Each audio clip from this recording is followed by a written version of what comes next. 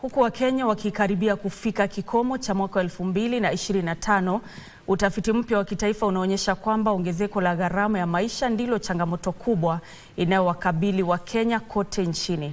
Kura ya maoni ya mwisho ya mwaka iliyofanywa na shirika la Infotrack iliyoandaliwa kati ya tarehe 19 na 20 mwezi huu miongoni mwa washiriki 1000 katika kaunti zote 47 imefichua kwamba ukosefu wa ajira na bei ya juu ya chakula sasa ndizo mizigo ya kifedha unaokabili familia nyingi nchini. Utafiti huo aidha ulionyesha kwamba changamoto za kiuchumi pia zinaathiri maisha ya Wakenya kwa ujumla.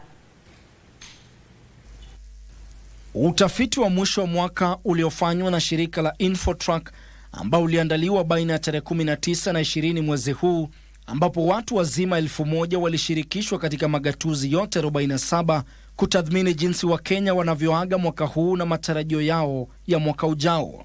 Uchunguzi huo unaonyesha kwamba asilimia 26 ya familia nyingi ilitaja ukosefu wa ajira kuwa changamoto kubwa yao ya kifedha, ikifuatwa kwa karibu na bei ya juu ya vyakula kwa asilimia 25.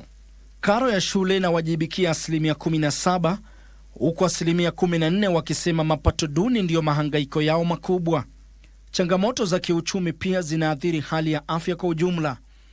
Asilimia 50 ya wale walioshiriki wakisema changamoto za kiuchumi zinachangia ongezeko la viwango vya msongo wa mawazo pamoja na wasiwasi, huku asilimia 25 wakiafiki kwamba inaathiri pakubwa hali yao ya afya ya akili. Hali hiyo pia imechangia wengine kukabiliwa na matatizo ya afya pamoja na kuathiri mahusiano yao ya kibinafsi. Ili familia nyingi ziweze kumudu hali, imewalazimu kufanya maamuzi magumu. Yamkini Wakenya 4 kati ya 10 wanajitahidi kutafuta riziki zaidi, huku asilimia 26 wakipunguza matumizi ya bidhaa zisizo za umuhimu.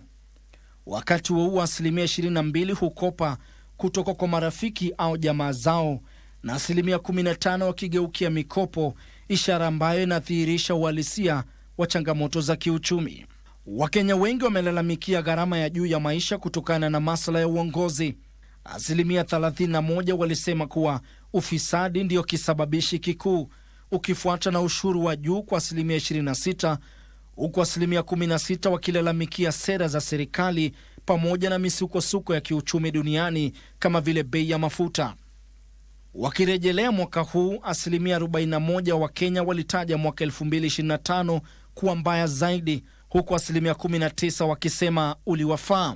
Wanapotazamia mwaka 2026, wengi ni wenye matumaini japo kwa tahadhari, ambapo asilimia 29 wakiamini kwamba mwaka ujao utakuwa bora.